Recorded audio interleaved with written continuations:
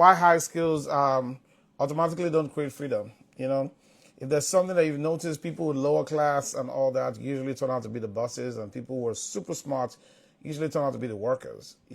I believe it's because the school system have trained us all to be workers. Like when it comes to business, I've been doing business all my life. Never really had a 9 to 5. Most of the things that I've done are either some type of partnership that might require me to come to the office like this.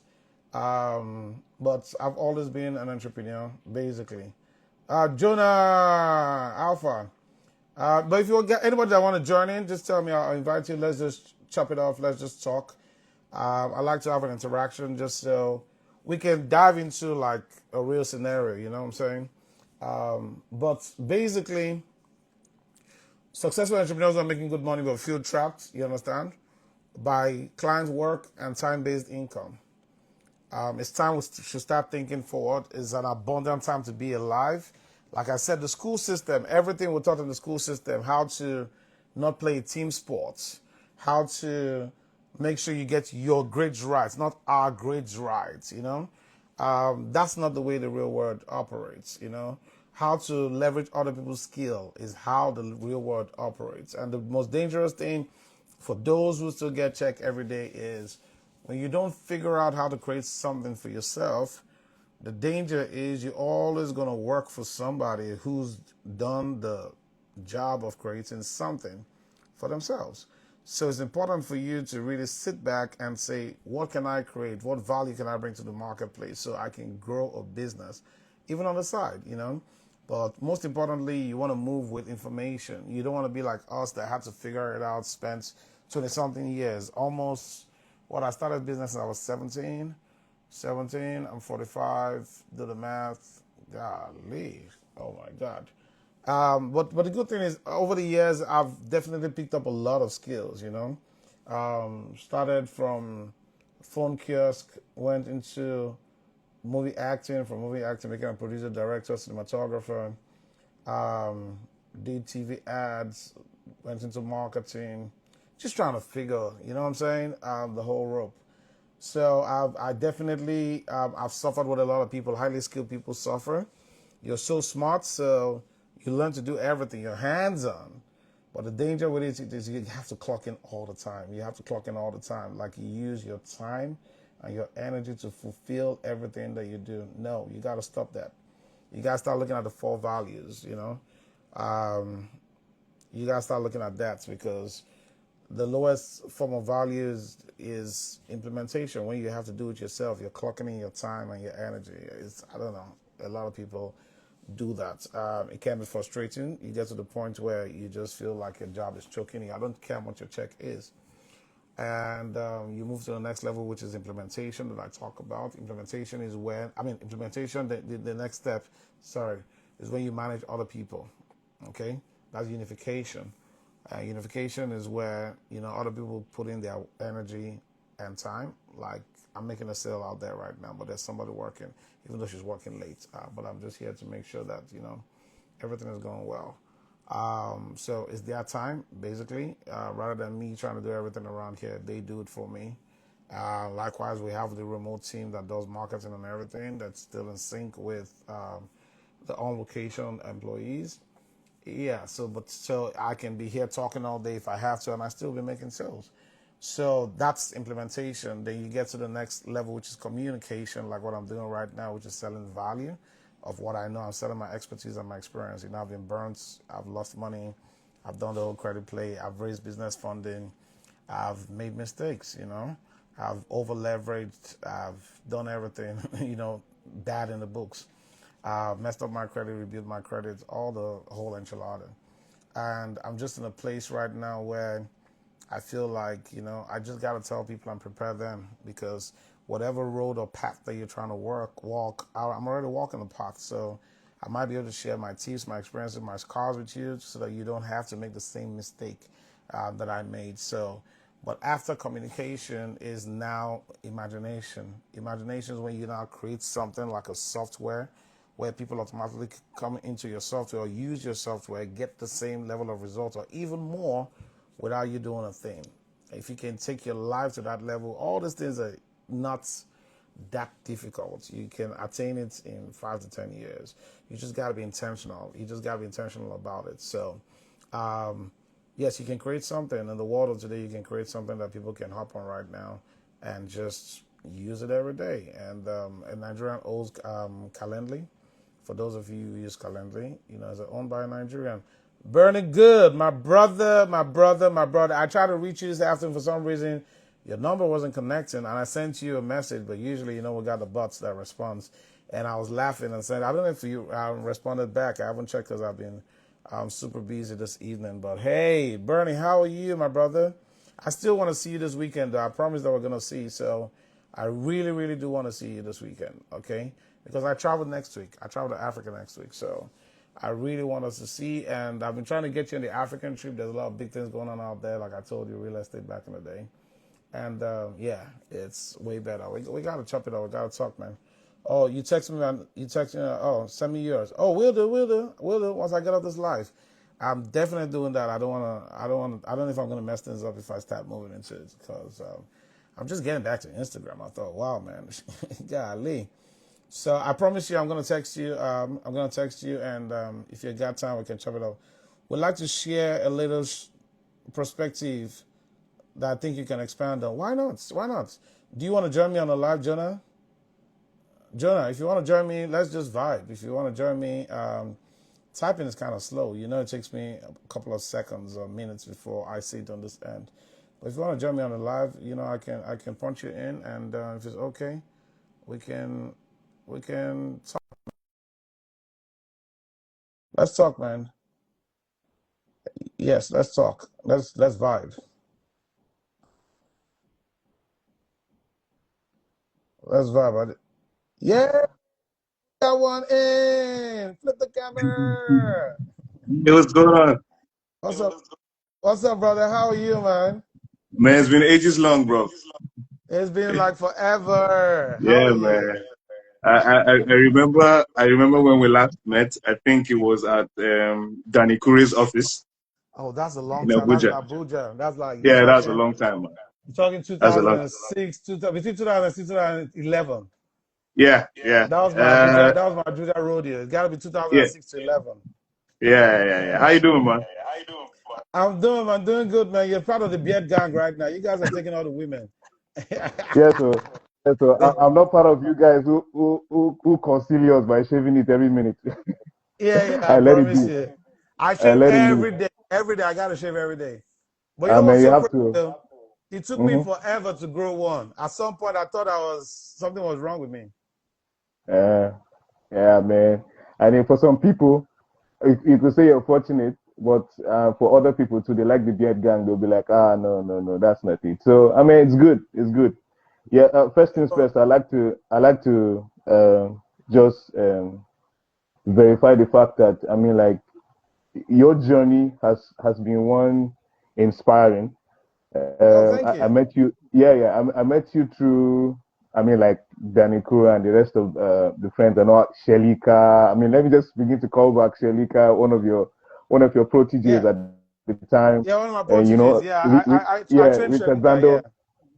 Yeah, of course. I remember when we went to Ghana and we came back and we passed through your place and we had a long conversation. I can never forget that conversation. We dropped from Ghana, we spent the night in your place, and as in What did like I we say? had That people. must have been in Lagos. That must have been in Uh, Lagos yeah, that was in Lagos, man. As in, I was spending the in night in my your place, studio. and I don't know, that night changed my life, a lot. And cause I just figured Wow. out that my journey was kind of like my startup in production was pretty much like yours and all that. And I like the way you started this class. I caught it, when you were already in conversation. But I think I heard something about high school. Something about you were saying something about school. I didn't get that. No, You said some high skill people. How high high skilled skilled. people? High Okay, skilled okay, people high not skilled. having the freedom because they're always trying to do the work, Mm-hmm. because they Mm-hmm. can do the work. Yeah, true. And it's so true. I can say that about journeys that I've been through as well. Monies Yeah. that I've lost, opportunities that I've lost. You just being, deep inside of you that stuck inside you is so much wealth in your inner residues. But somehow, some way, because um, the society had made, education is very key. You cannot lie about it. You cannot trash it. But the crazy thing is we restrict education to the mechanical one that we know. We kill, see, we'll put mentorship on the back burner. We put the mechanical education on the front burner, and we put mentorship on the back burner. And that's the reason why a lot of people lose direction. That's why people will go to school for years. I've gone to do symposiums in NYSC, and you see those kids, they come out of school, they've spent, some of them have spent 5 years, 6 years, and they're there learning how to fix beads, learning how to do stuff, learning how to, because they are clueless. They are jumping from one skill to another. They want to attend all the, empowerment classes that are there. And why? Because all those years, there was no structure for them to find themselves. Do you know how many boys came? Do you know how many boys came through my place that live abroad right now? That I taught production. I know. I taught production, I have an idea. And they left my place to go start up their own studios. I have an idea. You don't. Let me say it. Don't say it. Let me say it. As in, like, I might not have spent so much time with you at the time, but those words that you said, you're as good as your last job, and stuff. I mean, I even fine-tuned it. I can't forget that statement you made, that as good as your last job. I mean, like, always make sure that your job is on point, because that's like your recommendation for you're the only next. As good as your last job. The way you do anything is the way you do everything. So I fine-tuned that statement. I thought about it deeply because I'm a deep thinker, and I was like, no, you're as good as your next job. Because the truth of the matter is, you might have done a job before and it looks nice, but what can you do now? How developed you gotta keep what can you do next? So you're as good as your next. You're as good as your next job. So you've done this now. Tell me how you want to execute this next one. Yeah. I mean, when someone who's deep has that conversation with you, they'll know. But what I want us to paint, there's a perspective that I want you to really hit, and it's the concept of mentorship. And it hits men. It hits men the most. It hits men the most. And this is why I say it hits men the most. Somehow, some way, they just feel men should be strong. You understand? Men should be, a certain way. Men should just know what to do. But you don't just know what to do. Everybody comes to this life a clean slate. And I always like to use this analogy. You give birth to a child, you're a Nigerian, full-fledged Nigerian, give birth to a child, give that child to a Chinese immediately. 10 years down the road, you're not going to have a Nigerian kid, you're going to have a Chinese kid. Lingua, food that he eats and everything. Forget the pigment of his skin. Forget everything. You're going to have a full your environment Chinese human. Your environment shapes you. Yeah. Because of orientation. So now, a lot of things tilts towards, the girl child. Girl child this, they're vulnerable, girl child that. So many symposiums here and there, so many publications here and there, so many establishments here and there. And there's nothing for the boy child. He is left. And a dysfunctional boy becomes a dysfunctional man. And a dysfunctional man creates a dysfunctional home. Yes, dysfunctional home. And the cycle continues. And that's messed up. And you're meant to be a leader. You're meant to be seen as a leader. So imagine all the things that you went through. Imagine all the mistakes that you made. They say the reason why you have a mentor is so you don't make the mistakes that he made. Yes. You get what I mean? So you don't learn from your experience alone. You learn from other people's experience. It can help guide you. Beautiful. Yeah. I can say that I learned so much from the things that you said to me that day. I mean, like, I can never forget. Okay, let me remind you of something, just comic relief. I came to your house that day, and man, this guy throws down to everybody should just know he cooks as well. So you had cooked. I threw it down. I threw it down. Yeah. So you did Eba that evening, and I was around with Shelika and everything. We just chucked our gears in one corner, and we just came back from Richard Zando's wedding at the time. So So I said, I don't mean to sound funny, but I've not had Eba for close to God knows how long, as in like over a decade. I don't touch it because of a bad experience I had with it. Then you were like, no. I said, but I will try it. Let me kill that. He said, no, you will not try it in my house. Try it somewhere else. I don't want to take you on the stretcher out of this place. But that's just like fun on the side. But let's come back to the crux of the matter. Seriously, mentorship is key. We don't make good sense of it in this area, and it's very bad. Yeah, I mean, like, I can have all the skill. I've had skills since forever. I've always been a very thoughtful person. I've always, done good in everything that I've done. I started off straight out of high school doing sports, representing Nigeria. I mean, like captain the junior national badminton team, went to world championships, doing all this stuff. Got an injury when my career was just going to peak during the All African Games in Koja. My whole dreams in sports went dead. But as a child who was always glued to TV that my parents never knew about, they didn't have the slimmest idea that this child had a pictorial mind that could capture anything that was done on TV. I do sing-alongs with my kids now because I just had that draw to television all the while. Yes, I used to see my dad on TV in the 80s, but maybe that was what drew me. But as in, like, I always had that skill, but there was Valentini, my guy. nobody to fine tune it. Keep going. Nobody, I'm just trying to shout out a friend.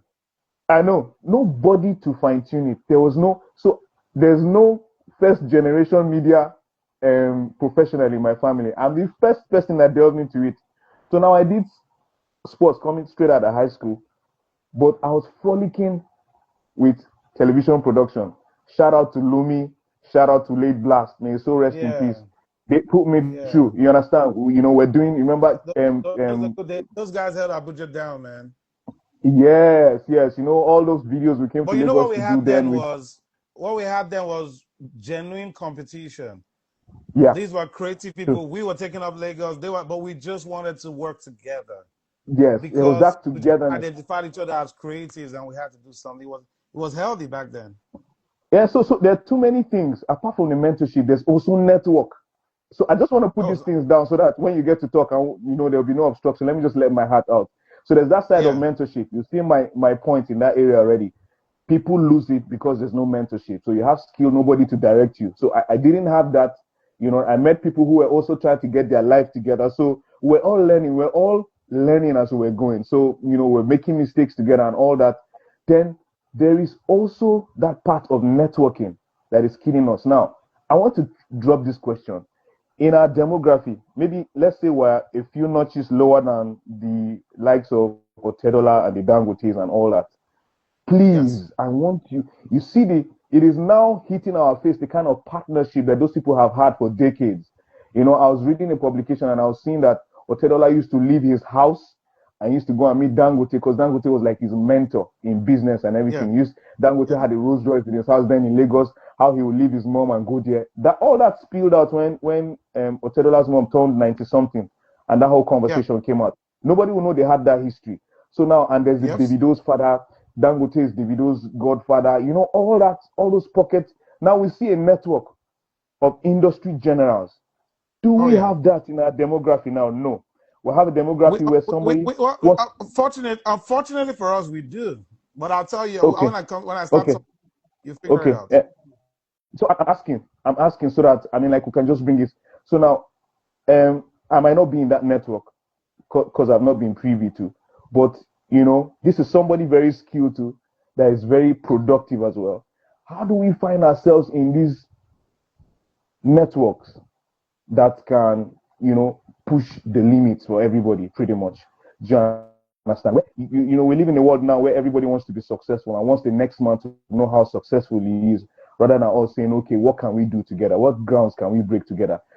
Yes, okay, fine. There are those networks now, but can they carry the kind of weight with even the enablements that technology and everything gives now? Can they carry the kind of weight that those generals are carrying right now with the kind of money they've made, the kind of weight that they have? I promise you. Yeah. It can. Yeah. So I those are the things that we need to know, and those are the things the younger people behind us need to know. We need to get selfless now and create a path for those younger people because they are so impatient. You get what I mean? So let me just leave it for you to speak now. Yeah. So I will just take it one by one. Mm-hmm. We'll talk about a network. We'll talk about opportunities. We'll talk about mentorship. Mm-hmm. I am lucky. The only way I can truly see life, I have two things that God blessed me with by mistake. When I was 17, I went for an audition. I wanted to be on TV. And I met a Black American called Lloyd Weaver. And he trained all the big dogs out there in Nigeria. All the big dogs, from agency owners to television producers, the Yamilayinkas, the owners of Channel. Those were all his proteges, And I happened to walk into a big dog like that. I didn't even know it was a big dog, okay? And the beautiful thing about his mantra is he'll say, hey, man, you want to take over my seat? I don't want to do this job. If you want to be this, then come take it. And to see a selfless boss that is telling me and challenging me from day one that if you work your way, I'll walk away from here. If you work your way up here, I'm getting up because I want to play golf on Tuesday. That did something to me. So he said to me, okay, what do you want? And I started saying, I want to be you. And he said, no, don't be me, be better than me. So first, what he did to my mind was to show me how possible, being a hood kid from Ojota, I probably worked my way to the studio. And believe it or not, I didn't stay in the studio because I wanted to learn film. Of course, I was fascinated with film and television and all of that. That was innate already. But I stayed there because I was learning how to, the camera from some other guy that used to have a barbershop down the street from us. But every time we went to cover an event, they don't give us food. Nobody thinks about us. And, you know, all these broke naming ceremonies and probably, what they call it, graduation ceremonies and all that, we don't get food. So I used to hate the job, but I used to go out because I wanted to learn camera. So I encountered this other guy, the American Lloyd Weaver, that trained me, and he had the big lights. He was doing Michael Powers back then for Guinness, big lights, tracks, crane. And in my head, I'm like, I want to be part of this. So the first thing I really want to bring out is you got to identify where you want to go. I had the small guy that I had access to. Then I had another guy that was probably 12 miles away. And I needed to figure out how to go 12 miles away from the guy that was just down the street from me. That was a choice that I made. Nobody made that choice for me because I wanted something bigger. And when I got there, they gave me the hook that I needed. The hook was free for me, free food. They had lunch, big productions, the way they have lunch, dinner, breakfast, 3 meals, chicken, rice, salad. Hey, I'm in on this. This is like way better food than food that I have at home. It's not like I grew up poor, but, my mom struggled. My mom struggled like, most middle class, mothers. And she had a lot of us, and my dad left us. So that's really, really, when I knew that there was food on the other side of town, game over. I knew I could eat good. You know what I'm saying? Then now, the next hook was he had everybody in his belt. Every big actor, The Iron Mortgagees, everybody back in the day, the Barbara Sokis, they used to just come to the studio. Now I can take pictures of superstars that I see on television every Sunday night. Game over number 2. So I knew I had to be in this space because I could sense greatness in that space. Food wasn't a problem. I had relevance. I'm ready to be a studio runner. Anything to just learn this, okay? And one time he told me, he said, you look like a sponge, like you try to do everything and learn everything. Because I would stay late, I'll come in early. I was enjoying the groove. I wasn't getting paid. I was young. I was 17. I didn't have bills. Money was never the object at the time. Yeah, at the moment, at that time, And just to tell you my story, then he went from, then he can act. So let's give him a script. And I started acting on I Need to Know back then, Funke Akindele.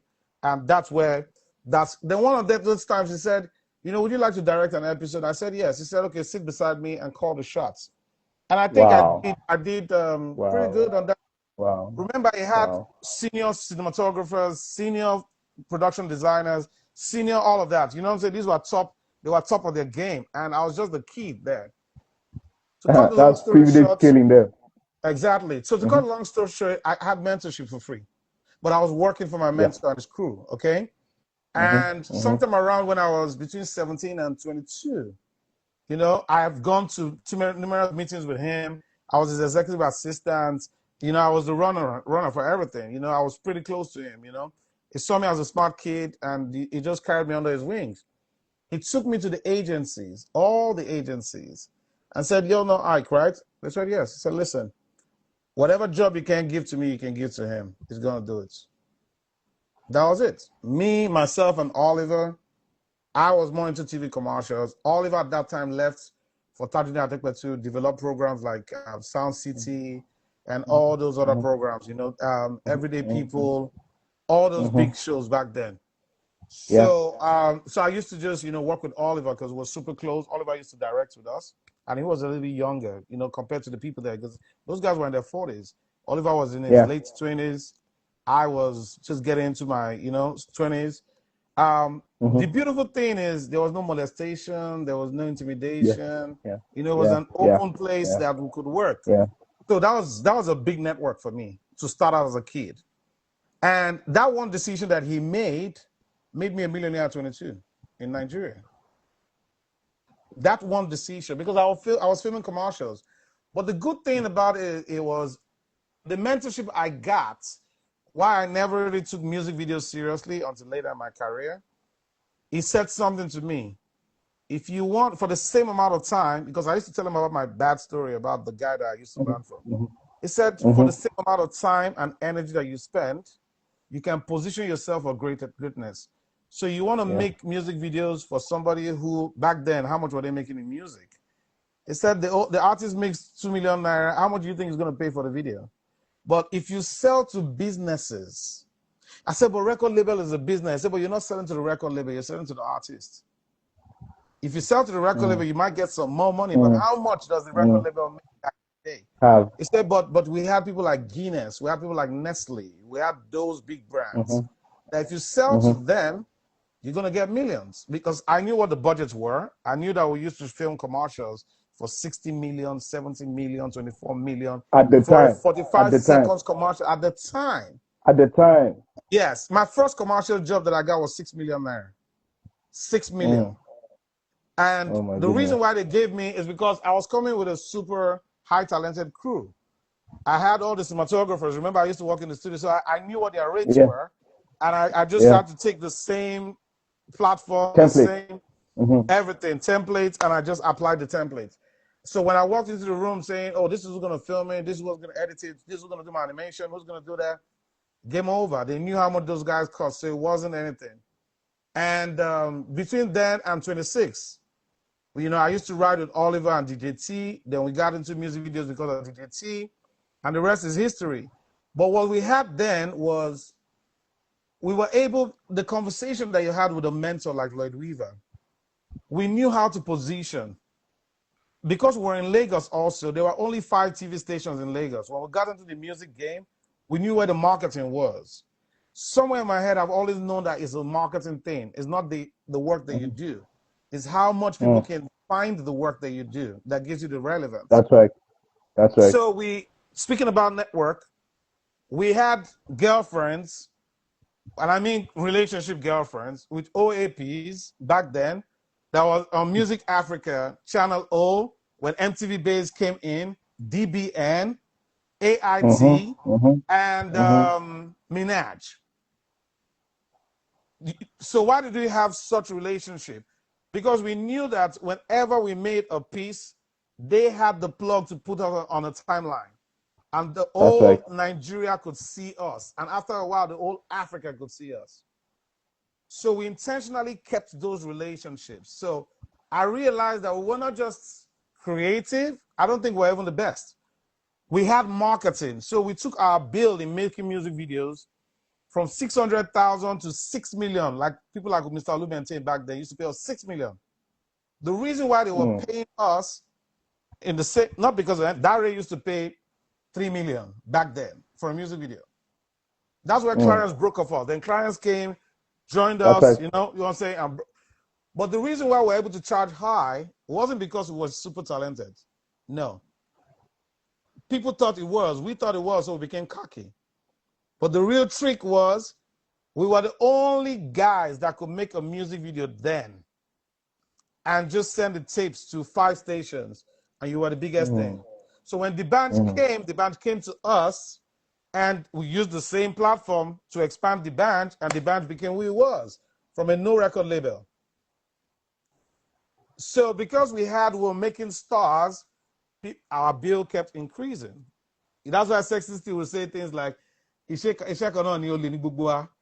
for the same job that we're doing for 5,000 naira, we started doing it for 50K, we started doing it for 500,000, we started doing it for 5 million. Same skill, same time, just leveraging. So one of the things I've learned in my journey is, why are you selling to consumers when you can sell to businesses? Like a guy that sells furniture, he told me I want to get into furniture. I'm like, you're struggling because you're selling furniture to consumers. Why not import furniture to businesses? Because businesses need the furniture to stay in business. So if you find a necessity that business people need, they would always use you or whatever you're offering them or your product or service to offer others. So I like to sell to businesses, if that makes any sense. I like enterprise Yeah. solutions. So Yeah. commercials make me see that angle clearly because I didn't have to work so hard. In a year, I probably did, back in the day, I probably did 15, 20 commercials in a whole year. But my least budget was 9 million, 6 to 9 million. And my top budget was 150 million. All those MTN Classic. commercials when they came that we used to shoot across states and all of that, Glow Mm, commercials, mm, we mm, used to charge 100 mm. million back then just to shoot in 5, 6, 7 states, Kano, whatever. You throw a Back then. ball, the ball shows up in Kano, you kick the ball, it shows up in Mm-hmm, Abuja mm-hmm, Mosque and all that. And that's what used to carry us around the whole country to film. So just leveraging that. So what I started seeing were patterns on how I could scale. So come 2009, when I came to Abuja, Danny Kure, they were starting, he was running his agency. He was the only one in Blakes and Abuja Harper. Yeah. working with all Blakes the and big Harper. dogs, Yeah. And like I said, it was healthy competition then. That's how I met Richard Zando and the rest of them. It was on the job. Because Richard went to film. We used to get our equipment from CNN Office Vivid back then in Ikoyi. Yeah. And Richard True. came to get equipment also. And we linked up. I'm like, oh, what do you do? And he said, he's a filmmaker. Of course, we're in a film studio. Of course, you're a filmmaker. I saw his work. His work was crazy. I said, no, you got to be my friend, So I'm plugging him on the next project. They are plugging me on the next project. That's what opened my Abuja connection. Classic. So it was right on the job. Like when you identify skills. So what film did for me is film made me realize at a very early age in business that I needed a team to win. I'm glad I didn't get into photography first, because a photography would have made me a loner. So it would have been me and my camera, and I built from there. But film, from day one, I knew I needed a script writer. I knew I couldn't write scripts. I knew I needed actors. I knew I couldn't be the one doing all the acting. I knew I needed a makeup artist. I knew I needed a camera. I knew I needed an editor. You see what I'm trying to say? So I needed a team. So you learn how to be a leader when you do film. It just comes naturally. Because you got to plan with people from pre-production. There has to be a script that bonds all departments together. There has to be notes that you've taken. And you got to be able to remember those notes when you call your shots with your actors. So it's something that goes all the way to the cutting table. And because the mantra that we've always had from our mentor is, you're only as good as your last job. It made a whole lot of sense for us to say, okay, what's the next step? So we wanted to get the best cameras, because cameras were changing from analog to digital. So we're upping our game and our skill, filming on celluloid when everybody was filming on, regular video, VHS or whatever, or, PD-150. We were getting into the bigger cameras because we knew, and that took us to post-production in London, post-production in America. That's how I started traveling. Okay. So sometime around 2009, my brain told me something. Digital marketing was coming up. Websites was a big thing. Social media was popping up somehow. And I wanted to be part of that. I knew there was something coming. I didn't know what to call it then. Today we call it digital marketing. But then we didn't know what it was. But I looked at my life. I said, okay, if I continue as a filmmaker, the danger is, because at that point, I was filming from daybreak to daybreak.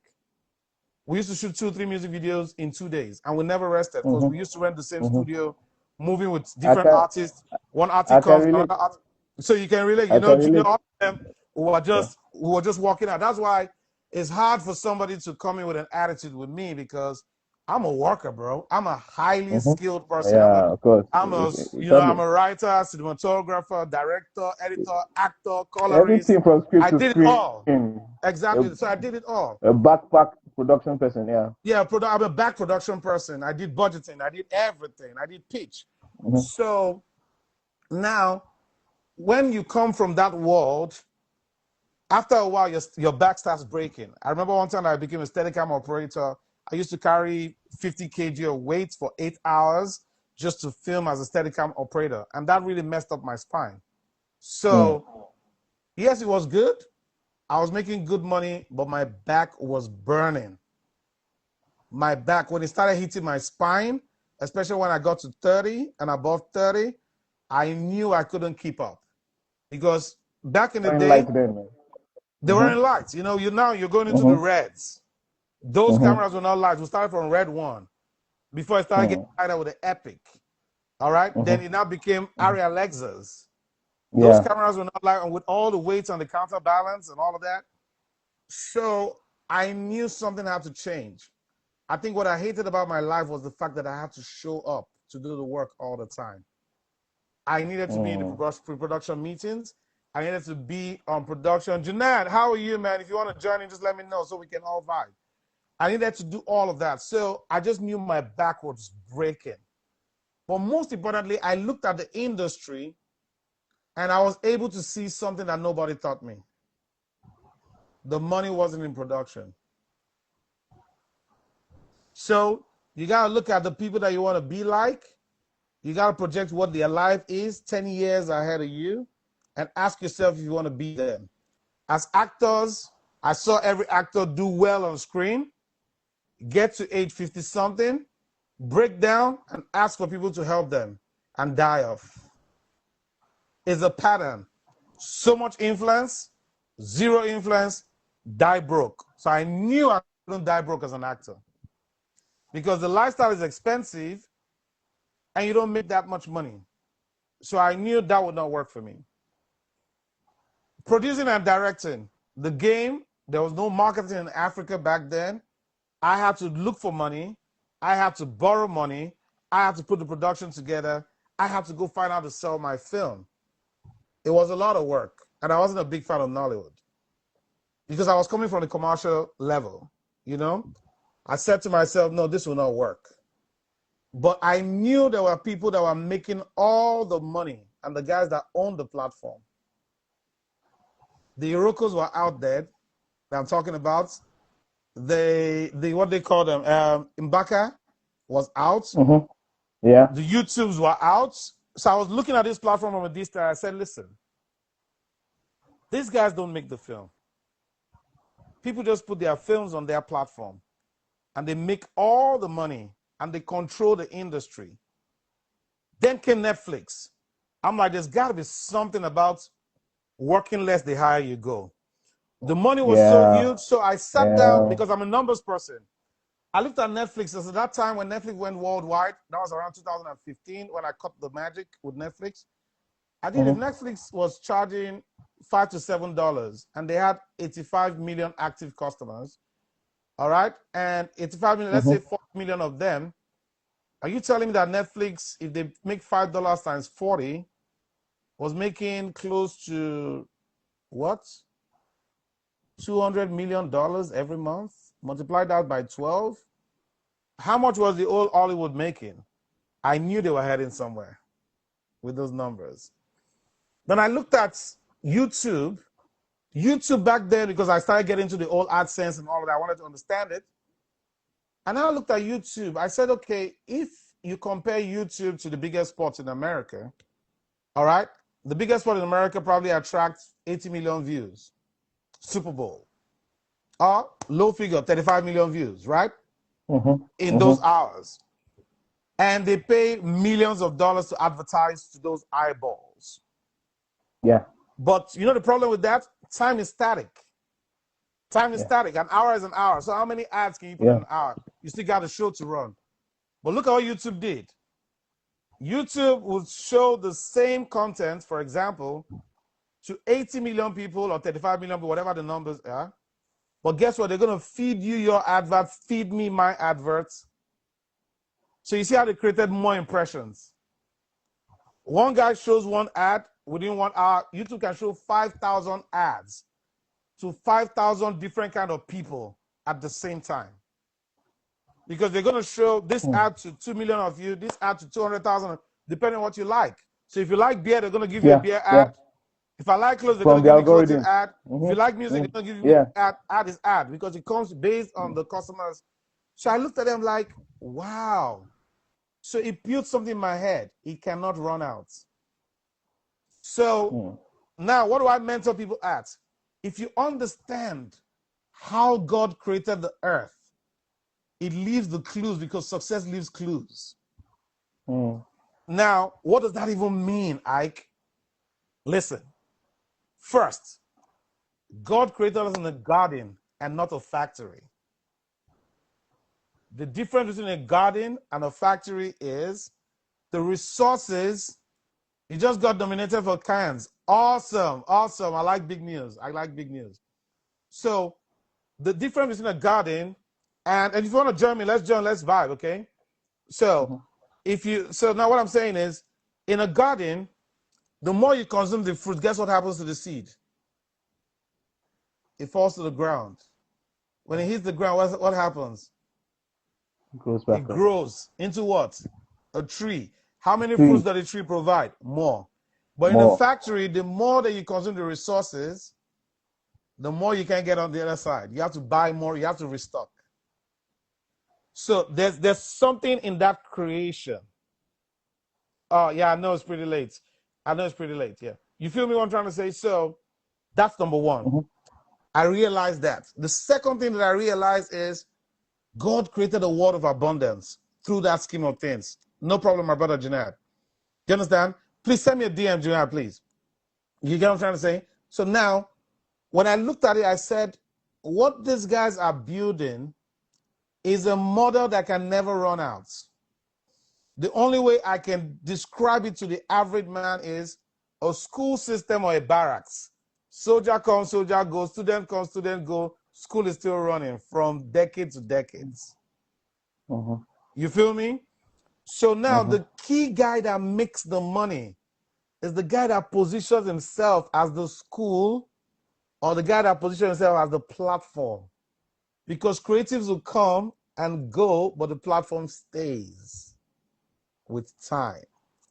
And if you find a way to make the platform theirs, everybody will promote the platform to their individual channels, which is more impressions on the platform. So it can never run out. That's a garden system because everybody is consuming and everybody is producing.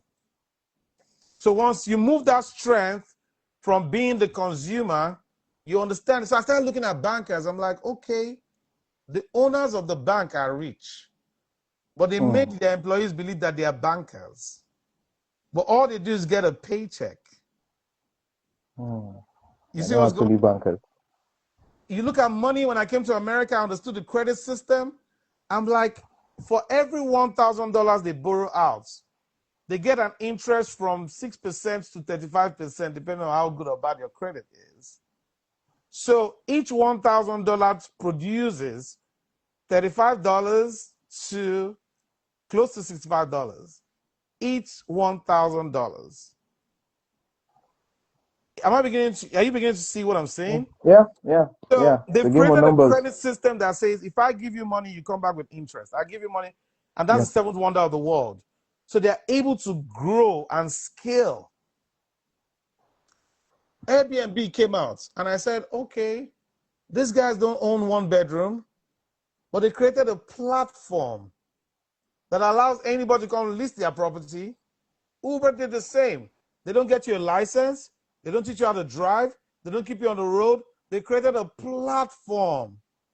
So I started getting curious about money because at the end of the day, I want to make a lot of money. Because the problem that I have with Christianity, personally, is when you ask Christians, do you want to live long? Yes, in Jesus' name. Okay, I like that. Do you want to be healthy forever? Of course. Do you want to make a lot of money? No, I just want to make enough. It doesn't key well with me. So when it comes to living long, yes. Being healthy, yes. But reaching your full capacity, maybe not. There's a problem with that for me. So being second generation entrepreneur, seeing my mom work in the bank, giving 28 years of her life, and at the end of it, she struggled, and seeing my dad sleeping on Tuesday afternoon while we're in school, and he made a whole lot of money, I knew I had to be an entrepreneur. I knew I would never work for anybody. I knew I was not employable. Even when I came to America, I remember a friend of mine was trying to help me out. He's like, I can teach you IT and all of that. I said, how much? He said $2,500. I said, okay, no problem.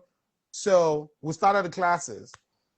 Because of my logical mind, I was doing good in the classes. He was like, I like you. You participate. Oh, you're going to be one of my instructors in this class. Just 6 weeks in the plan because I kind of knew database. He was teaching me database.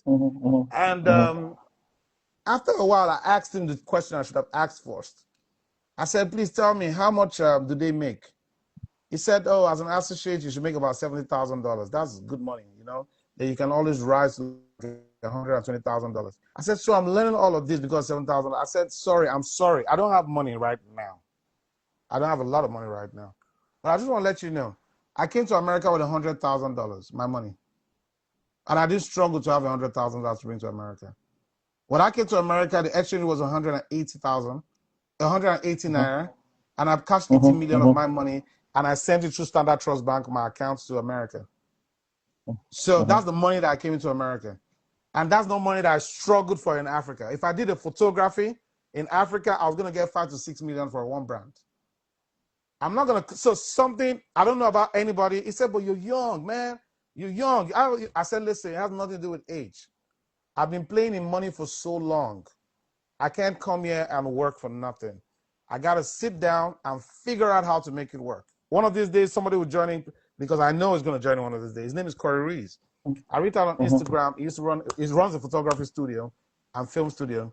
I reached out. I said, you know what? I'd like to do some work with you. This is my resume. I work, and I'd like to see how I can support. The guy called me back. He said, dude, I don't know about you trying to say you want to work for me, but listen, I've seen your work.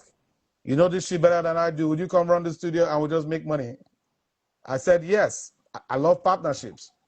Bottom line is, I've always been lucky with the level of value that I bring in, saving people time, energy, and I just do the work. And the same guy started giving me $2,000 per gig, $1,500 per gig. Like, I'll go out in the morning, come back, and I have $1,500. Wow. Same guy. Because I was a partner. I wasn't a worker. I looked at Lloyd Hoover that trained me. I became a partner. I wasn't a worker, even though I was trading through him. I look at Steve Gukas. I was a partner. I wasn't a worker. I've never been the guy that would accept anybody's contract to work for them. Never. I'd rather say, pay me based on results. So the first thing you need to learn in partnership is stop eating your yam porridge and trading your future. I remember telling Richard back in the day, I said, you're great at websites, but stop taking money to build websites so you own your intellectual property. And all of this I learned from music. Jay-Z, own your master. When you own the master, you don't pay me. It's my intellectual property. So now I can build systems for you and you pay me. So I build one website and you pay me for long. So I changed. I've always been a results-based guy as against time. By time, I just don't like the whole time formula. There's just something wrong with it for me. A lot of people do it, but if you ask them, they'll tell you, but that's what everybody does. But I also know from mentorship, which is the power of mentorship, that if everybody's doing it, there's no money there. Because the guys who win are the guys who recognize what the top 5% do. So I've always been curious about what the top 5% do.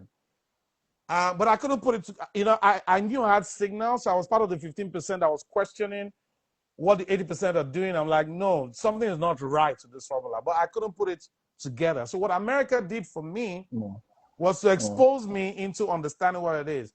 And it took me 21,000 to figure it out. I met a mentor, Myron Golden, and I paid. It was the scariest money to spend. I mean, before then I was buying courses in filmmaking and all of that, Da Vinci, all of that. I could buy courses, $2,000, $700, that's nothing. Because I used to make money back from it. So, that's fine. But this time, just for somebody to give me information, I didn't say anything else. Not skill, not information. It was charging $21,000. I remember calling him, I said, listen, $21,000 is a lot of money for me to give to another human being. And I had a friend then also that were working together. He said, you want to give your $21,000 to this man? This man is a scam. I said, listen, with what I've learned from him already, I know it's not a scam, but I can't prove it. But you know what? I'm going to call him. I called the man, picked up the phone. He said, yes, this is Myron. I said, Myron, I'm about to invest. I don't even have the full 21,000, but I'm going to pay, because he broke it into 3 tranches. I'm going to pay the first $7,000 right now, and I'll figure out how to get it. He said that exactly. Now you're speaking. He said, what do you want to know? I said, I want to know if this will truly change my life. He said, your life will never be the same. That's all he said. He said, your life will never be the same. Fact. I've always known from mentorship that people know what you don't know. I've always known that when you find the right mentor, they're going to save you 10 years. And that was it. I paid that money, and my life has not been the same. Within the first year, within the first challenge that I did, I made $56,000 in one day. It's easier to make a lot of money in a short period of time than to make a little money in a long period of time. Trust me. So some of the things that I teach today are concepts that I learned from him, are principles that I learned from him. And it wasn't like I spent 10 years with him. They just know what they know, and they can give it to you. Yeah. So what he said to me is, okay, you're already doing result-based. That's cool. But the same issue that you brought up right now is you were right here in your valley. You wanted to be here. And you started crawling your way up. All of these experiences that I shared with you, that was me crawling. He said, do me a favor. I know you're looking at my mountain top right now, and you want to be at my own peak. But this is where you are right now. How about the people that you left here? How about the people that are just coming here? Do you know how much they will pay you to be here? Scale up to where you are. Yes. And they don't want to have to go through the ropes that you went through. Yeah. So how about you offer them, because you're not faking it. You've been down the weeds. You have the scars. You've done all the more work. Your back hurts. So you know their back is going to hurt. You know exactly how to call them out because you know your people. You know you. Just talk to yourself 5 years ago and tell them this is where I am right now. Yeah, you walk the path. Yes. So you're already walking the path, just talk the talk. And he told me, listen, there are 5 ways you can change your life right now.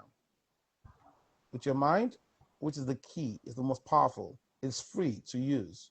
You got to want it. You got to be ready to study. You got to be ready to learn more because the more you learn, the more you earn. Your eyes, you got to change what you see. It influences you. So if you live in the hood, remember you're not trees. You got to move. Move. When I came to Atlanta, when I moved from Texas to Atlanta, I asked a friend of mine, I said, dude, where do rich people live? Because that's a concept that I got from my dad. Where do rich people live? He said, okay. He said, why? I said, because that's where I want to live. He said, you could live in a place called Riverdale. I said, is that where rich people live? He said, no, that's where you can afford. I said, I didn't ask you where I can afford. I asked you, where can I live? And he said, well, I don't know. You go up north. I said, okay. So I took Atlanta map and I was looking for, and I started asking in the cities. And he was wondering why I did what I did. Because in my head, I knew I had enough hand skills. I knew I had enough integrity, but I had to be around the minds that I was not in competition with. I had to go to the cafe and the Starbucks where the people that were sitting in there were making 500,000 to $1 million. I was just trying to make 50K. They can show me how to make 50K in a simple heartbeat. Yeah. You see what I'm trying to say? People know what you don't know. I'm not going to sit down with poor people, read the news every day, talk about Trump deporting people, all of that, because whatever you tune into, you turn into. I don't have time for that. So I know one thing, I might not know what I want, but I know what I don't want.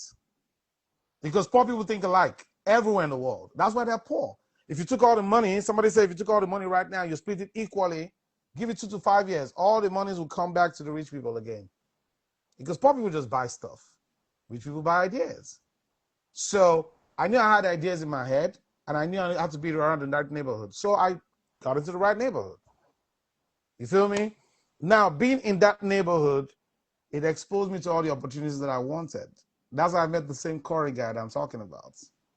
Because they have just abundance. Their garden was so big that whatever remnant they had was good enough for me. Classic. That's one strong principle. Yeah. Positioning.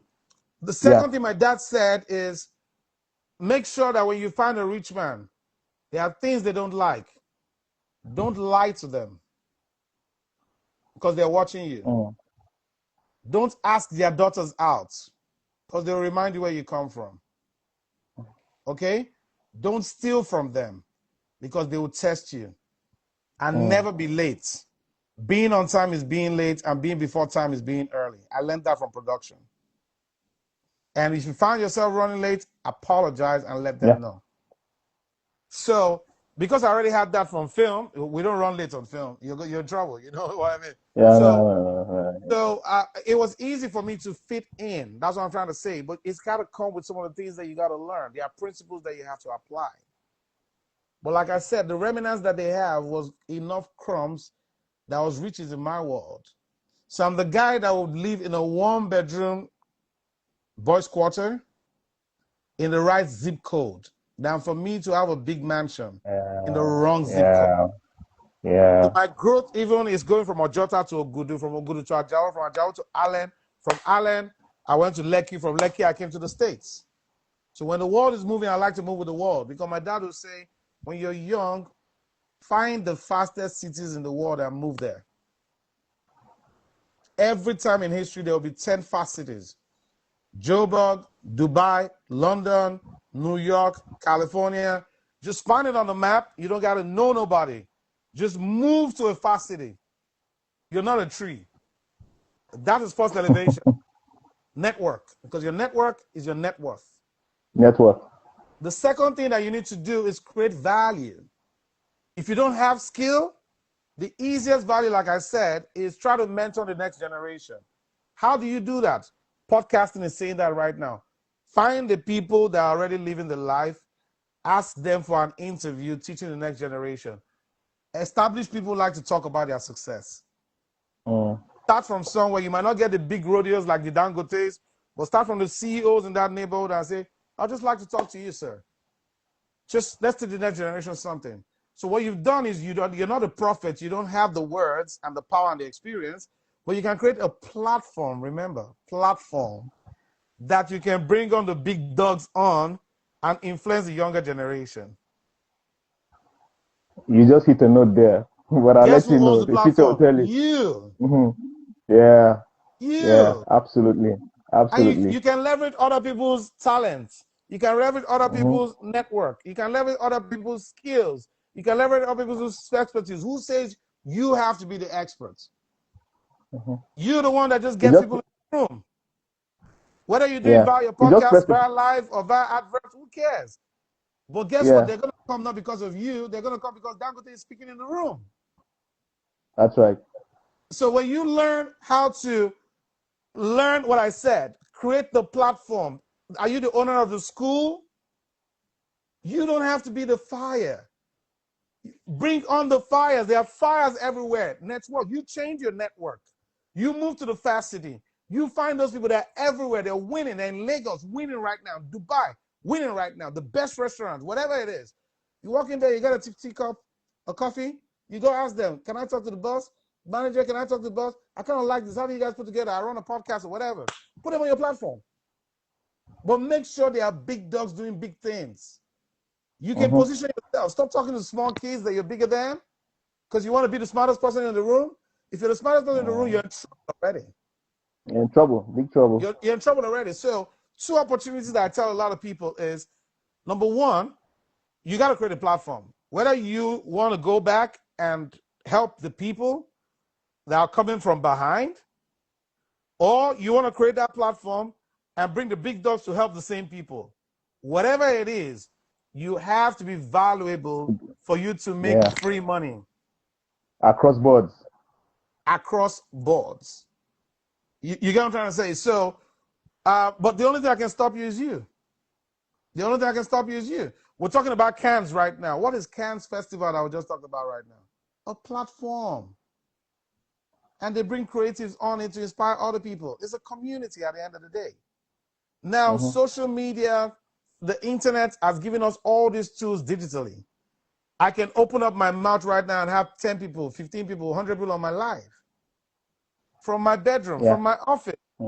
Back in the day, we needed to get an OAP, schedule a time to be on radio, pay money to have the same audience that you have today through social media.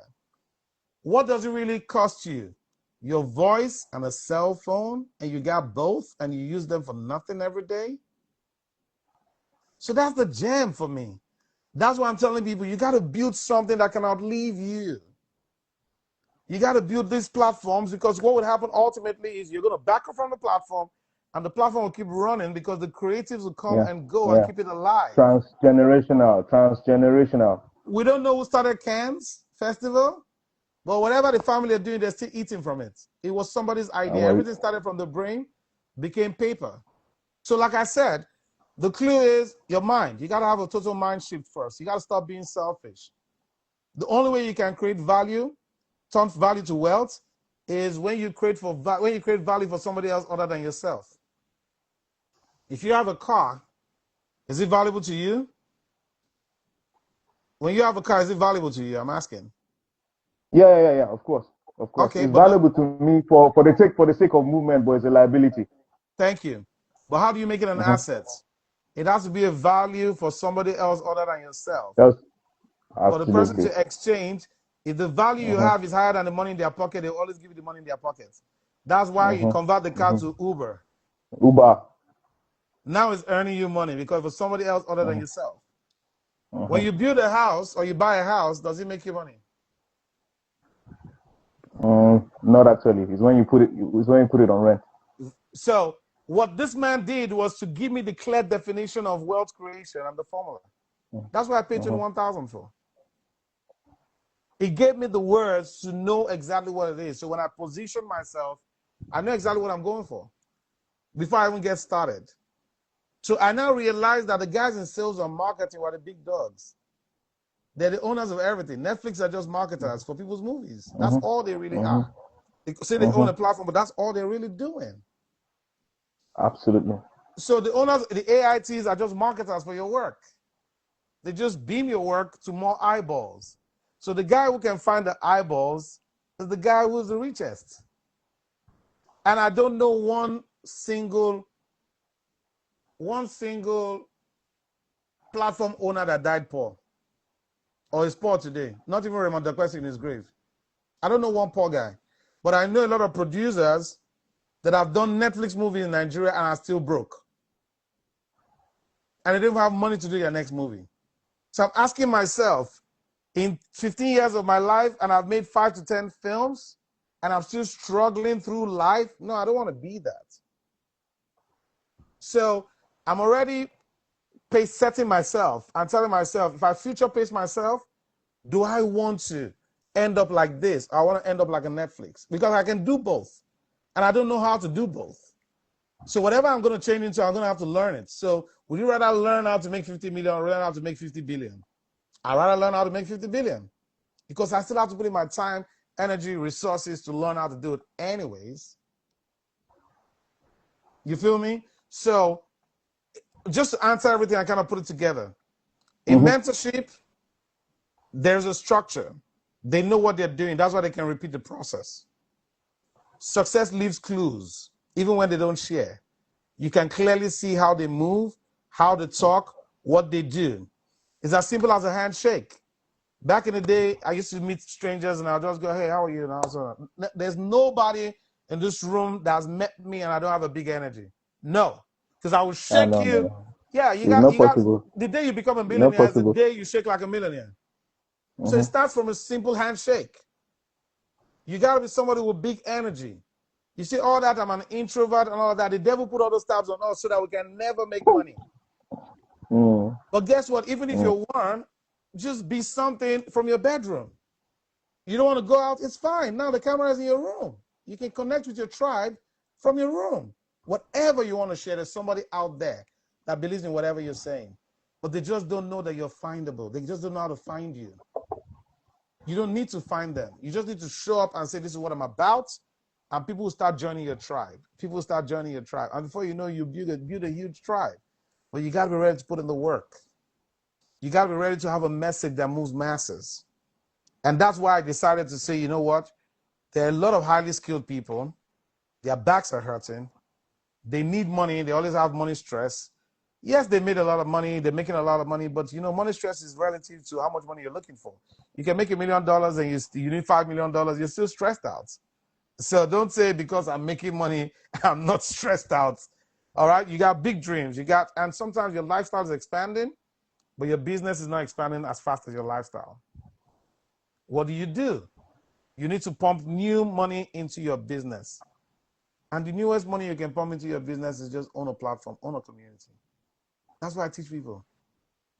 Because somebody is willing to pay you 50,000 naira, 500,000 naira, 10,000 naira, $5, $50, $5,000 to know what you know and be where you are. Somebody out there. And if you can, let me just say this to you. 1 million times 1 is a million. Yeah. 100,000 times 10 is a million. It's a million. 10,000 times 100 is a million. And guess what? 1,000 times 1,000 is a million. So the question I ask a lot of people is, would you rather sell a product that you make $1 profits and find 1 million people in 2 years, or you rather sell a product that you make $10,000 and find only 100 people in a year or 2 years? That's why a lot of young people go into real estate, because they position themselves for it. Like I say, you don't know how to make 1, you don't know how to make 10, you don't know how to make 100, you don't know how to make 1 million. You're still going to learn it. So a lot of people decide at a very early age, I'm going into real estate. Why? Because they know that I can make $10,000 off of 1 sale. Yes, I might not make up to 5 sales within my first year that I'm learning, but over time, I have to master how to repeat the process and scale this process, because that's how you get to 1 million in a year, easily. It's the profit margin. And coaching, mentorship is one of the highest profit margin businesses, because everything you make is on your information, is on your experience, is 100% profits. I remember a friend of mine, I don't want to mention his name right now, so he's not embarrassed. He called me one time. He's one of our great filmmakers out there, done most of the music videos, so you know his name. I don't want to put it. I He know. called me, said he I was can doing a imagine. program. So he said, man, he has his flyers and his posters. He's putting on his IG page and all of that. That he's going to show people how to be filmmakers. So I said, okay, what are they getting? What's the value in it? He said, they're going to be filmmakers. Don't you know who I am? I said, bro, I know who you are, but what value are you bringing to them? He said, man, you don't start with your stuff. That I'm not going to do this. You know what? I'll just post it. He posted it. He said he was training people for 100,000. Guess how many people bought the program? Guess. Two. Oh, I love you. You're so good. Nobody bought it. They were liking it, fire emoji, fire emoji, fire emoji. Nobody bought it. I said to him, do me a favor. Change one thing. Show people how they can do it. Just tell people what they're going to get. People don't care about what's the process. They just care about what they're going to get. Tell people that you're going to teach them how to make 1 million naira in a month through filmmaking. Just switch it. Just tell them what they're going to get first. And he switched it. And he had over 150 people apply. Now do the math. 100,000 times 150 people. Free cash. 6 weeks program. Free cash.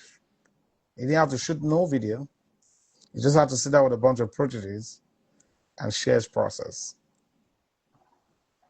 And he said, I get it now. I said, people only care about the transformation. They care about the payoff. They care about the outcome.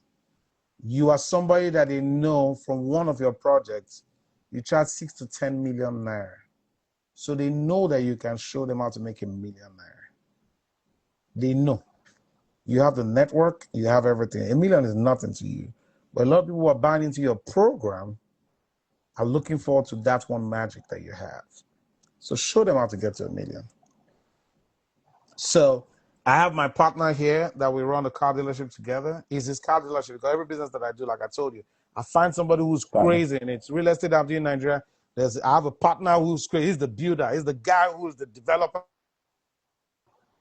To put my money where my money will grow, if you know what I'm saying. I like to talk about the business, the marketing side. I like the money side of things right now.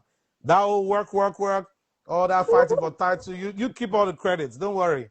I want to keep the money, keep all the name. I didn't want anybody to know I'm behind it, you know. I just want the money.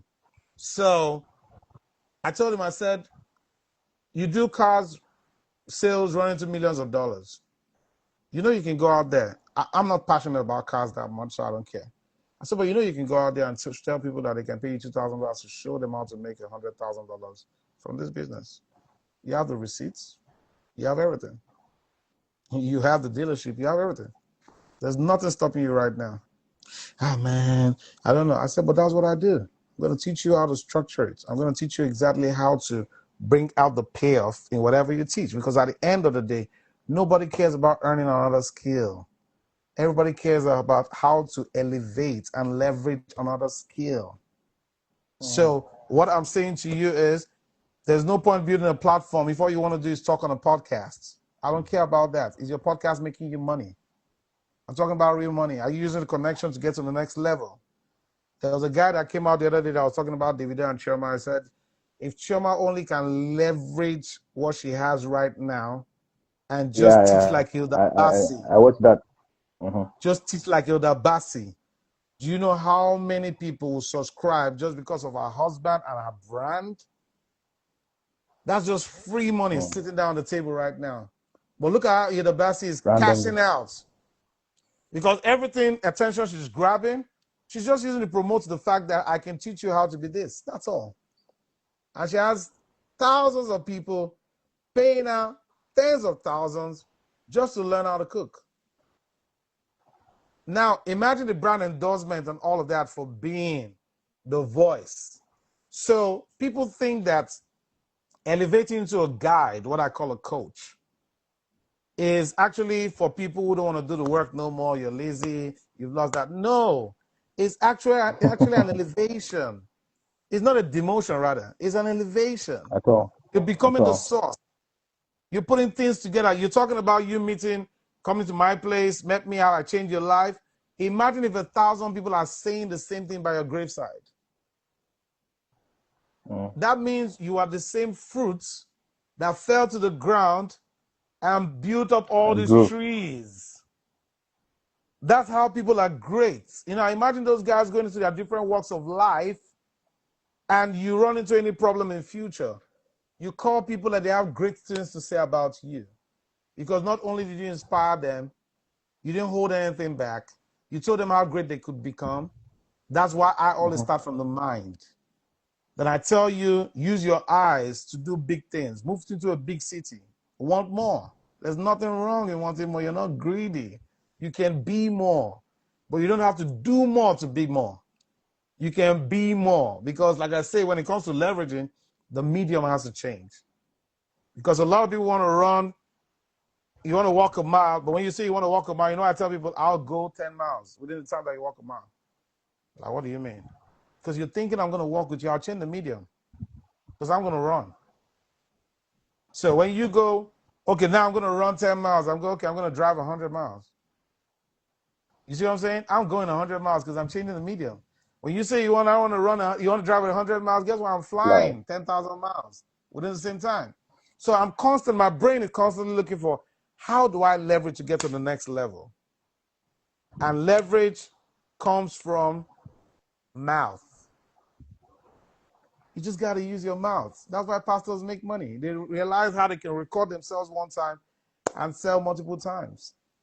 You just need to have messages that move masses. You got to learn how to speak. You got to learn how to influence. You got to learn how to empower people. Because in the beginning was the Word was with God, and the Word was God. And God will never come down in person to do any work for us. We have to do the work and do the talk.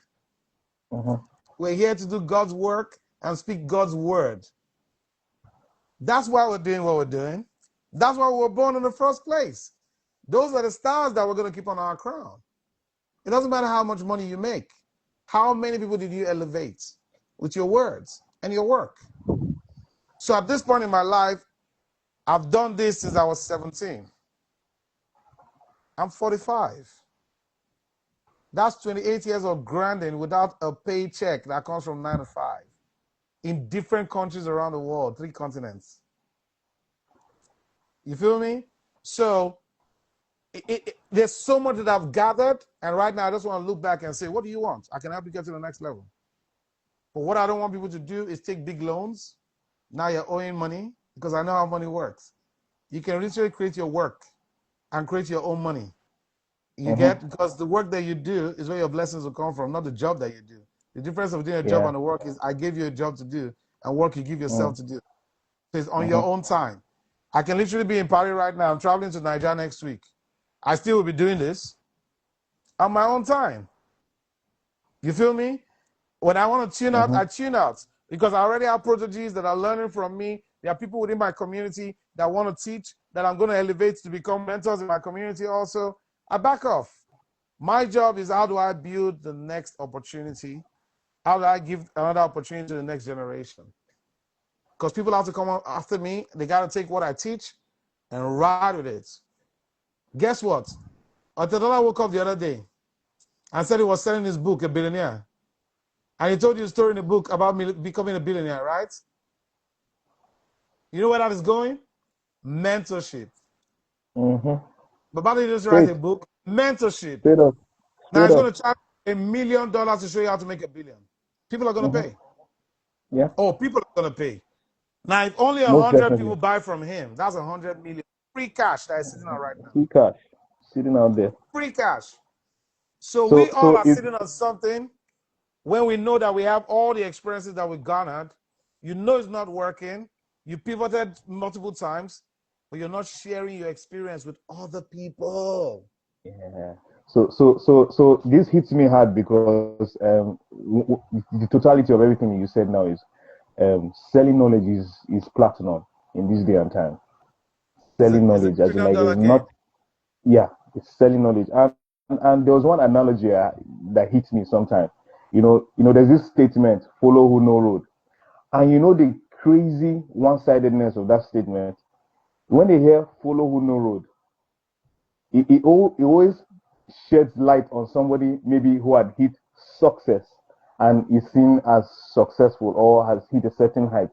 But also, that man who fell doing a business is somebody who actually knows the road, and you just buttress that fact now. Oh, yes. Even if you fail, show people how you fail so they don't fail that way. So that man also has a perspective that someone who is successful in his business now might not be able to survive from. You know, somebody who fell in business 15 years ago might not have the strength in mind to be able to survive a fall this time, you know, considering the way things have changed. So it's a more difficult climb, so to speak. So knowledge, if you ask me, from totality of everything you said now, knowledge is selling knowledge, not just knowledge. Selling knowledge is the new platinum. Selling your mastery. Selling knowledge, yeah. Because I'll tell you this, the two coaches, let me tell you how to pick a coach. There are only two people that should coach you. Somebody who has accepted that he failed, or somebody who won the game.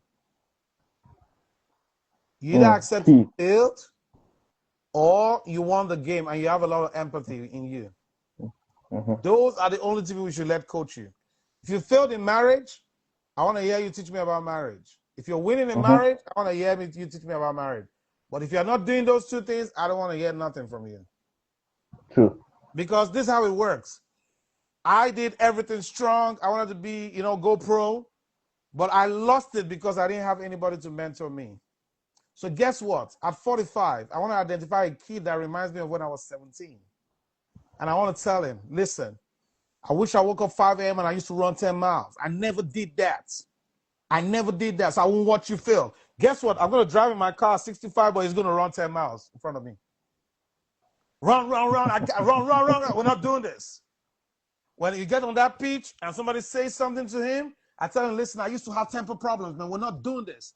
Look at me in the eyeball. Cut it out. Focus. You know why? Because I'm admitting to him that I failed. And I can't watch you fail. You're my second chance to be in the arena. I want to be in the arena so bad, and you are my ticket. Every great player has a coach, failed or won coach. Every great player has a coach.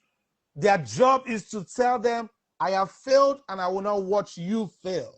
Or I have won this game and this is what I did to win. And you got to win. I got to remain in this arena. Yeah. So when you start talking about leverage, when you start talking about legacy, when you start talking about relevance, that's what coaching can buy you. Because you're going to get older. Your muscles are not going to be the same. Your time cannot be the same. I tried filming the other time. I did like 8 hours of filming. I slept for 2 days. I used to go all night. It's not the same. No, it's Tell me not. about it. If I don't start elevating to using my voice and using my mind to make money, I'm going to fizzle out like every other person. It's inevitable. So I talk to professionals, highly skilled professionals. I don't care if you work 9 to 5 all your life. There's something you did to solve problems for your company that you work for. It's time for you to prep people who want to join companies like that and say, I can show you how to win being an HR person. I can show you how to win being an accountant. I can show you because school will not teach you anything. I'm coming from the discipline. I put 20 years, 5 years, 10 years in this. And I don't want you to feel like I did. That's really the power. Everybody requires a mentor, but the question is those who can mentor don't even believe in themselves enough to make themselves findable for people to be part of it.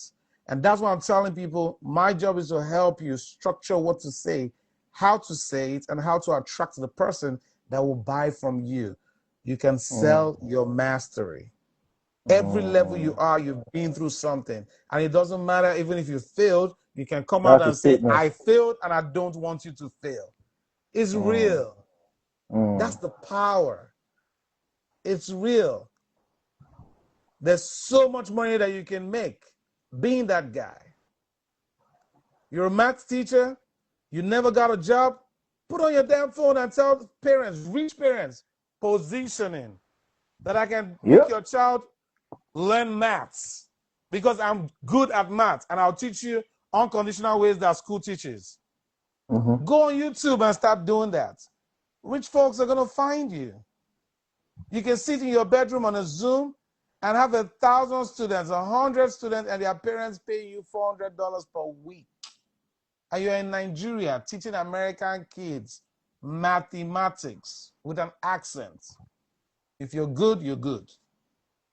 That alone is an attraction. The fact that you have an accent because you're tired of hearing the same kind of speaking.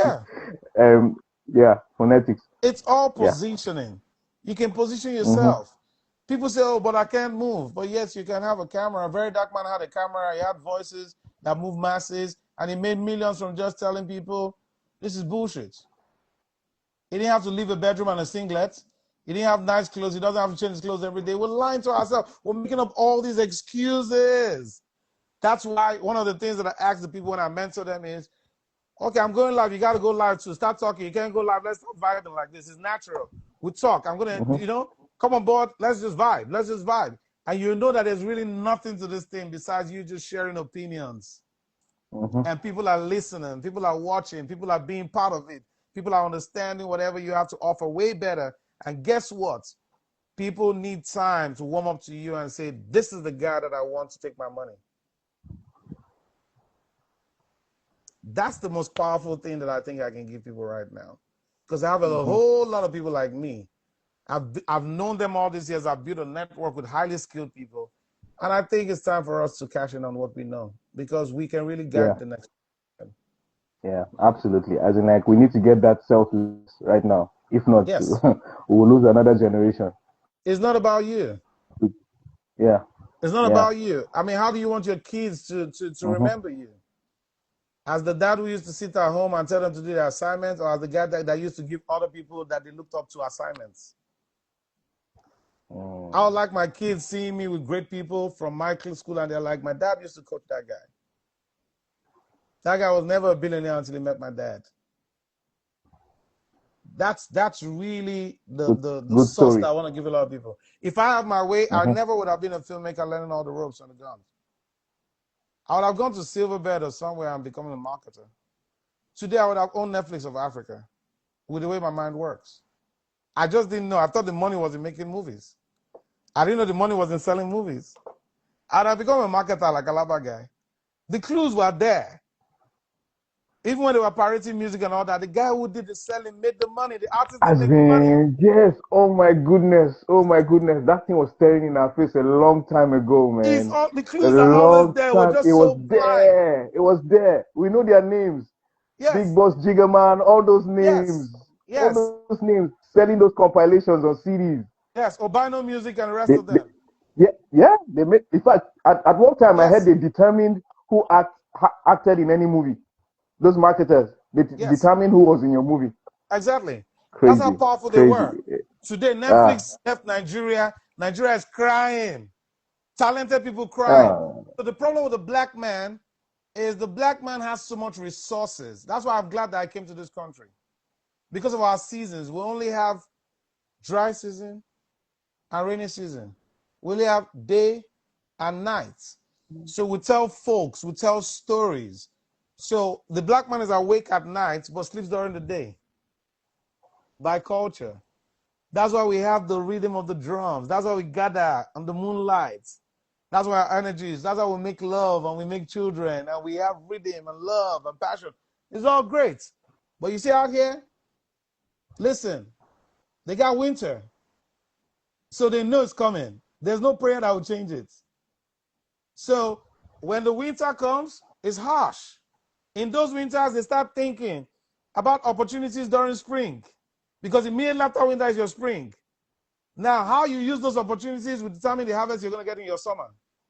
Mm-hmm. And immediately after summer, guess what? The bugs are coming. They're going to take all your harvest away and the falls will come. And now your winter is coming again. So are you going to have a long winter from the deer skin that you ate last summer, or you're going to use it to make a rope for your next winter? So that's why they are elevating in science and they stay awake during the day to think how they're going to make it work and sleep at night. But we are the reverse. We dance because it's just rain, so we can cover ourselves, and guess what? It's going to be dry, and the sun's going to come take it away tomorrow, and we're back to playing again. So I found out that that's why we have so much oil, so much resources, but we're not rich because we're not resourceful. So it now brings me back to, with everything that you've done and created, it's time for you to be resourceful and give it to somebody else, or else you're going to die with it. You're going to die with your oil in your mind. And guess what? Whatever you don't use, you lose. So when people look at me and they say, oh, let me just save my energy, whatever you don't use, you lose. Just leave your house closed for 6 months. The same house starts decaying. The law of It starts to entropy depreciate. does not stay the same. It's a law. It goes back to the worst state. Worst state. Everything you keep, don't use your phone. You can't just pick up your phone and your car after 5 years and operate it. It just goes bad. It goes back to the worst stage. You can't keep your body and not take a shower. You're going to stink. You can't just keep your mouth and say, I will not eat food. I will not do anything for 5 days. It's going to stink. It goes back to the worst state. It's the law of entropy. So you can't just say, okay, let me lock up my house. Okay, guess what? It's going to decay. You can't just say, okay, let me open up my house. Guess what? It's going to decay. The only way your house can sustain is the same beats that God gave us in our heartbeat. Boom, boom, boom, boom. Doors open, doors close. Doors open, doors close. Vibration quiet. Vibration quiet. Up, down. Reach, broke. Reach, broke. That's the way God created this earth. It's in twos. The sun and the moon, the water and the land. Oxygen, carbon dioxide, everything has an opposite. Have you ever seen a one-sided bread before? Never. Have you ever seen a one-sided paper before? So that's how you have to approach the world. This world, you have to be resourceful.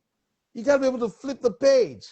So when people talk about negativity, negative marriage, negative that, negative, I'm like, there's a positive side, right? When you talk about being broke, being broke, Yeah. I say, So, there's a rich side, right?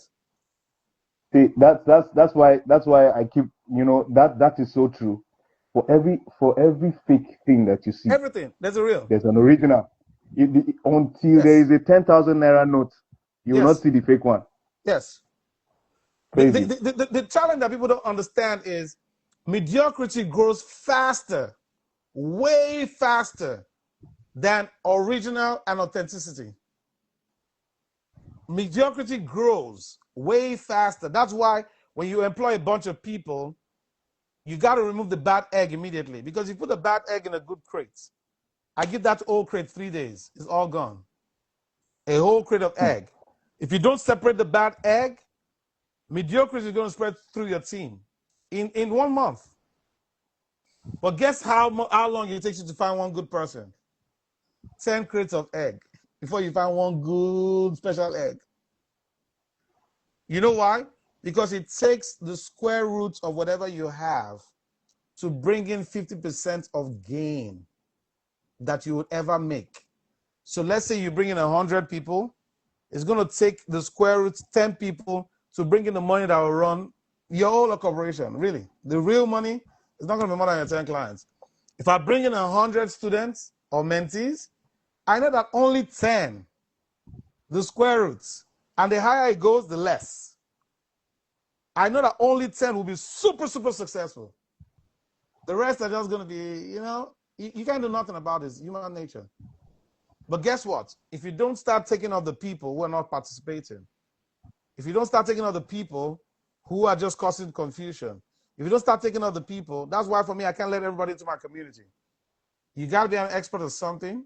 You must have won at something, or you're winning at something. You're willing to teach whatever you want to teach. And most people, you want to participate and you want to learn. I don't care how much you're paying me. I will not let you into my community. We're not doing that.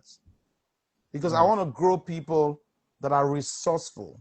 I'm going to be the key resource guide, but I want to change people's mindset to realize that you can create an offer off of the blues, because you're only as rich according to the offers you create. Should I say that again? You're only as rich according to the offers you create. So rich people pay for their lifestyles with the offers they create. They just wake up and say, I'm going to write a book. ChatGPT, they write a book and they put it out there, and now they're getting $200,000. They just created it out of thin air. I'm going to just teach people. They know me as a filmmaker, so I'm not going to tell people, like I said, my friend just created 15 million out of nowhere, thin air. So you got to be resourceful. That's why when you start tapping into your resources, like they say Nigeria is growing with IT and all that, I told them I'm challenging as the offers you create. Yes, Jonah.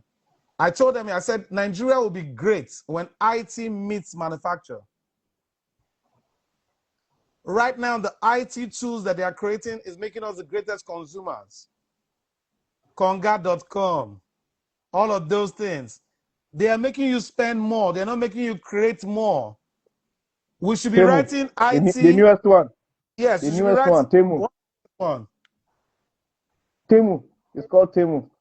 Okay, Temu. Or you want to talk about OPay? How does OPay make you money? You're spending money. So until we learn how to create, when IT meets manufacture, can make somebody who can rear 100 birds of chicken, rear 1,000 within the same amount of time. When IT can read the temperature of the birds, read the weight of the bird, read whatever disease is coming in, read whatever goes into their food, put the science behind the thing and be able to replicate it, then you can produce more birds within the amount of time. That's when real money will come to Nigeria. When IT can take your oil and make it whatever, which Dangote did, using technology to create a refinery, he didn't beg America to come buy oil from him. They're coming. The old African country, they're coming.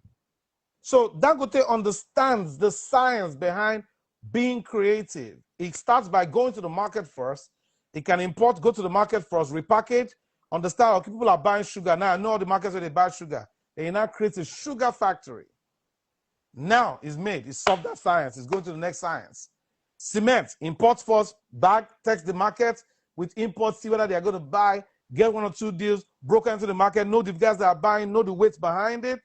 Boom, Obajana Cement Factory. Boom, it's taking over that industry. So what it does what they call testing, sales and marketing. Would they buy these movies? Would they buy Nigerian music? Yo, they were buying it. Boom, platform. So it has a system that it uses. Like I said, there are clues to this stuff. So you want to be great, you got to learn what great people do. You got to study riches. All these guys talk about themselves. Jeff Bezos has books on how he built Amazon. Steve Jobs has books on how he built Apple. Dangote has the story about how he started. All these clues are there. The question is we don't read. And somebody will tell me, I used to be the most intelligent kid in school. I was the best boy in math. Bro, when was the last time you solved the math puzzle? I can tell you, if you don't use your brain, you're going to get dull. So whatever you don't use, you lose. So the only way we can keep this brain active is not by doing the work. It's by talking the talk and hanging out with the people that are making it, whether on your level, beneath your level, or above your level. That's why we all need a platform. You have to Keeps be you a conduit. fresh. Stuff needs to be flowing from you, flowing into you, and flowing out. So Keeps you fresh. enough respect to your online, your upline, and your downline. They're Yes. all needed in your life at every point in time. Yes. Every Your point in upline, I time. mean, like, so you're Because a receiving from all 21-year-old flowing boy will down. show you how to create a whole movie with AI. Yeah. If you don't mentor him, how would you have access to that information? Yeah. If he doesn't have safe space with you. Thank you. If he doesn't see that you're pouring into him, he might know how to create it, but don't know how to market it.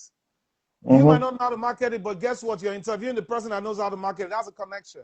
So now this And you boy become has a bridge. access to that top there through Yeah. you. Boom. That had an old name in the industry, but they didn't even have the marketing work. So that's a network. That's a pipeline. We need to start building pipelines.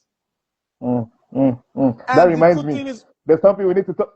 There's something we need to talk about off camera. So I don't want to forget. Just remind me. don't do off Okay. So camera. Let's continue. go 100%. Let's share it. If you something we can share, let's share. I don't get keep. If it's personal, yes. But if it's something that has to do with information, let's give it all out. Give it all out. I lost you. I hope your network comes back. Jonah, I know you're feeling it. You're hearing some things that is really, really, really is doing you something. I hope this has been fire for you, though. Is this my network?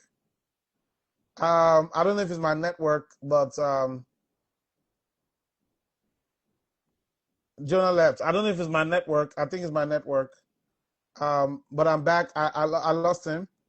So, guys, I just think it's time for us to really monetize our mastery, take it to a whole new level, because at the end of the day, the people behind us, the people above us. Oh, Jonah, you're still here. I think it was my network. I think I lost you guys for a second, you know? But Jonah, tell me, what are you hearing that is really impacting you tonight? Or is there anything that you'd like to know? I know it's late for you, you know, the kids, the family is really late out there right now.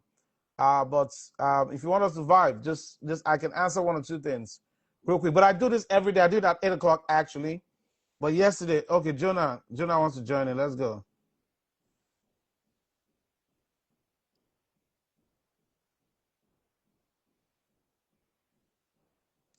I know it's pretty late because they're gonna hear my voice.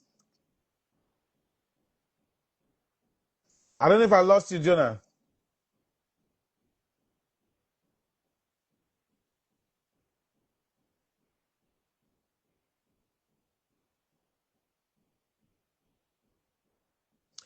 That's my big brother right there. My big brother just joined.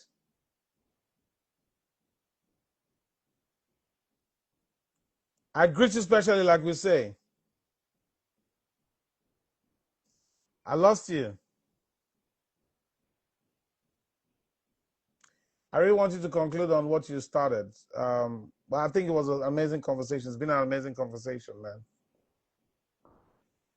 Make sure you DM me so that we can stay locked in. For those of you who want to join the Monetize Your Mastery community and you need access to it, all you got to do is go to my DM and just comment the word leverage. It's time to comment the word leverage or the word legacy. I'll give you the link. You join the community. It's totally free for you to join for the first 14 days. And in 14 days, we just want to go in, know exactly where you are, exactly what you need to know. But the community is all towards ensuring that you can monetize your mastery. And if you don't have a mastery, I promise you, I'll bring out the juice in you. You can offer something. Like I said, you don't have to be the prophet. We're going to show you how to build platforms.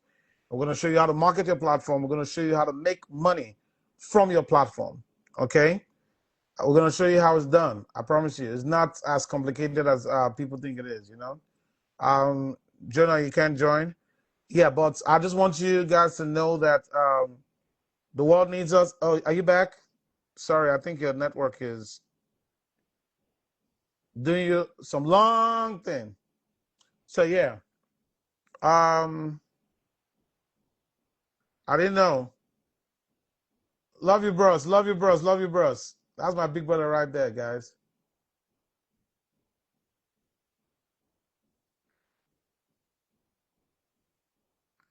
Man, I really want to finish it. Just message me. Say something. You can message me, and I'll just comment if you can't join in. I think your network is.